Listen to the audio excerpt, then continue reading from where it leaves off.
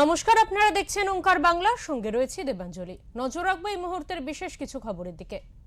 ফের পশ্চিমবঙ্গে বিজেপির হয়ে প্রচারে কঙ্গনা রানাওয়াত। রবিবার তিনি বিরোধী দলনেতা শুভেন্দু অধিকারী নির্বাচন কেন্দ্র নন্দীগ্রামে প্রচার করেন। এদিন তিনি নন্দীগ্রামের রিয়াপাড়াতে একটি বর্ণাঢ্য র্যালি করেন। বলিউডের বিখ্যাত এই অভিনেত্রীকে দেখতে ভিড় জমিয়েছিলেন অসংখ্য মানুষ।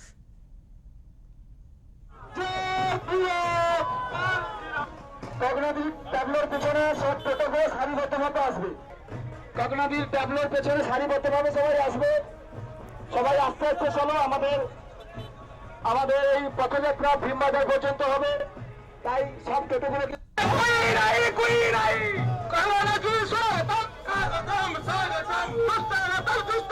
क्या माहौल है।